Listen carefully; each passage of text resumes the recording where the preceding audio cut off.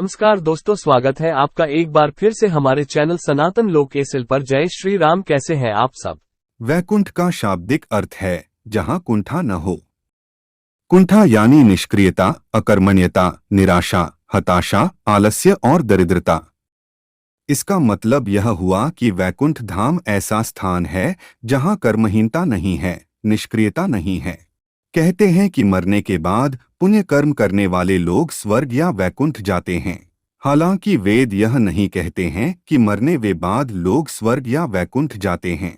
वेदों में मरने के बाद की गतियों के बारे में उल्लेख मिलता है और मोक्ष क्या होता है इस पर ही ज्यादा चर्चा है। खैर, हम आपको पुराणों की धारणा अनुसार बताना चाहेंगे कि वैकुंठ धाम कहाँ है और वह कैसा है।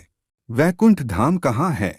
हिंदू धर्म के अनुसार कैलाश पर महादेव, ब्रह्मलोक में ब्रह्मदेव बसते हैं। उसी तरह भगवान विष्णु का निवास वैकुंठ में बताया गया है। वैकुंठ लोक की स्थिति 3 जगह बताई गई है: धरती पर, समुद्र में और स्वर्ग के ऊपर। वैकुंठ को विष्णुलोक और वैकुंठ सागर भी कहते हैं। भगवान श्री कृष्ण के बाद इसे गोलोक भी कहने लगे। चूंकि श्री कृष्ण और विष्णु एक ही हैं, इसीलिए श्री कृष्ण के निवास स्थान को भी वैकुंठ कहा जाता है। पहला वैकुंठ धाम। धरती पर बद्रीनाथ, जगन्नाथ और द्वारिकापुरी को भी वैकुंठ धाम कहा जाता है। चारों धामों में सर्वश्रेष्ठ हिंदुओं का सबसे पावन तीर्थ बद्रीनाथ नर और नारायण पर्वत श्रृंखलाओं से घिरा अलकनंदा नदी के बाएं तट पर नीलकंठ पर्वत श्रृंखला की पृष्ठभूमि पर स्थित है। भारत के उत्तर में स्थित यह मंदिर भगवान विष्णु का दरबार माना जाता है। बद्रीनाथ धाम में सनातन धर्म के सर्वश्रेष्ठ आराध्य देव श्री बद्रीनारायण भगवान के 5 स्वरूपों की पूजा अर्चना होती है। विष्णु के इन 5 रूपों को पंच बद्री के नाम से जाना जाता है: श्री विशाल बद्री, श्री योगध्यान बद्री, श्री भविष्य बद्री, श्री वृद्ध बद्री और श्री आदि बद्री। बद्रीनाथ के अलावा द्वारिका और जगन्नाथपुरी को भी वैकुंठ धाम कहा जाता है। कहते हैं कि सतयुग में बद्रीनाथ धाम की स्थापना नारायण ने की थी।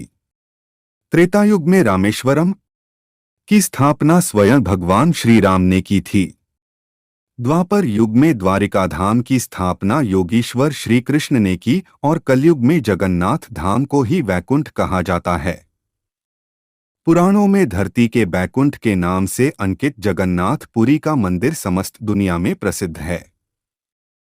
ब्रह्मा और स्कंद पुराण के अनुसार पुरी में भगवान विष्णु ने पुरुषोत्तम नीलमाधव के रूप में अवतार लिया था।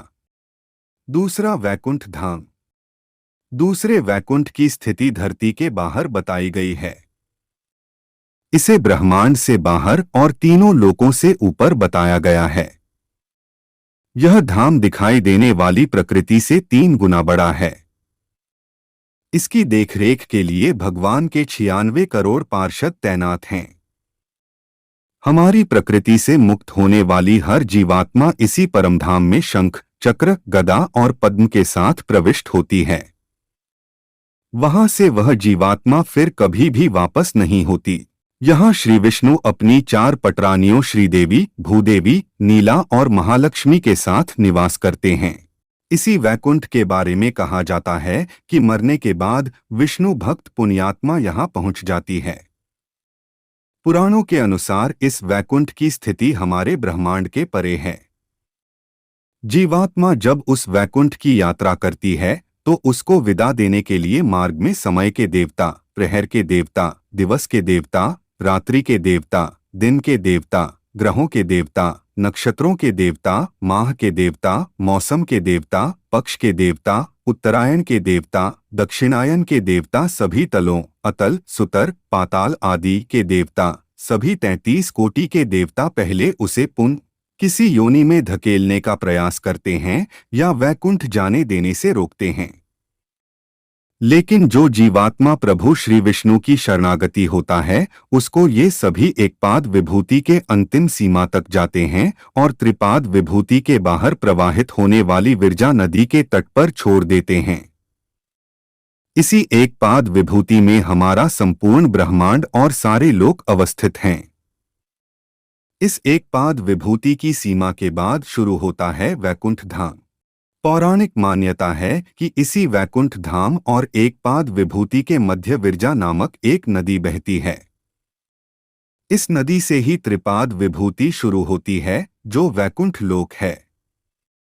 मुक्त होने वाली जीवात्मा को जब सभी देवता विरजा नदी तक छोड़कर जाते हैं, तब वह जीवात्मा नदी में डुबकी लगाकर उस पार चली जाती है।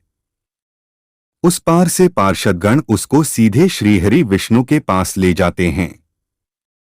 वहां वह उनके दर्शन करके परम आनंद को प्राप्त करता है। इस प्रकार त्रिपाद विभूति में ही वह जीवात्मा सदा के लिए स्थापित हो जाती है।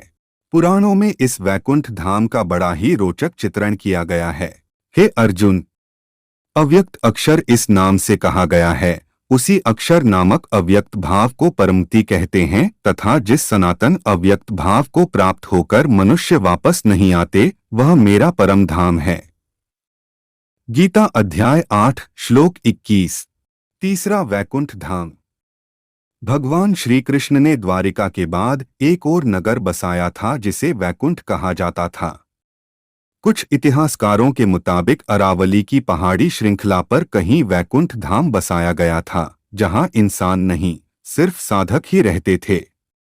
भारत की भौगोलिक संरचना में अरावली प्राचीनतम पर्वत है।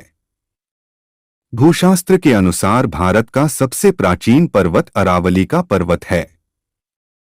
माना जाता है कि यहीं पर श्री कृष्ण ने वैकुंठ नगरी बसाई थी।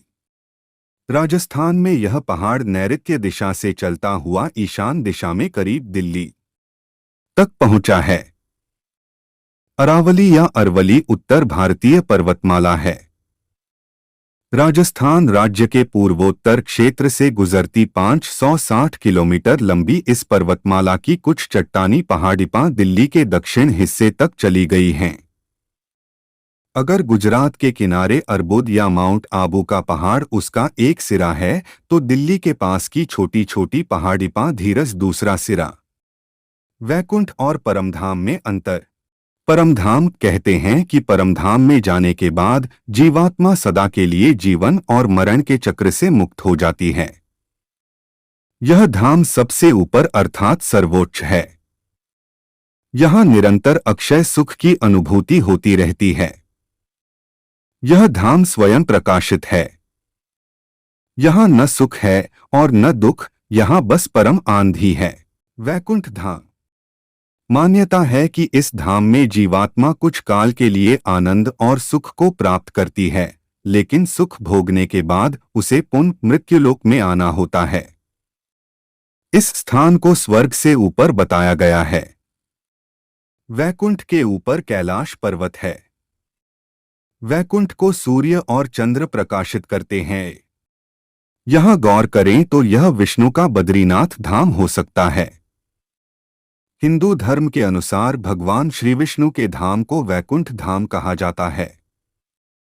आपने 4 धामों के नाम तो सुने ही होंगे, बद्रीनाथ, द्वारिका, जगन्नाथ और रामेश्वरम। इसमें से बद्रीनाथ धाम भगवान विष्णु का धाम है। मान्यता के अनुसार इसे भी वैकुंठ कहा जाता है। यह जगतपालक भगवान विष्णु का वास होकर पुण्य, सुख और शांति का लोक है। हे अर्जुन, जिस परम पद को प्राप्त होकर मनुष्य लौटकर संसार में नहीं आते, उस स्वयं प्रकाश परम पद को न सूर्य प्रकाशित कर सकता है, न चंद्रमा और न अग्नि ही, वही मेरा परम धाम है। गीता अध्याय 15 श्लोक 6।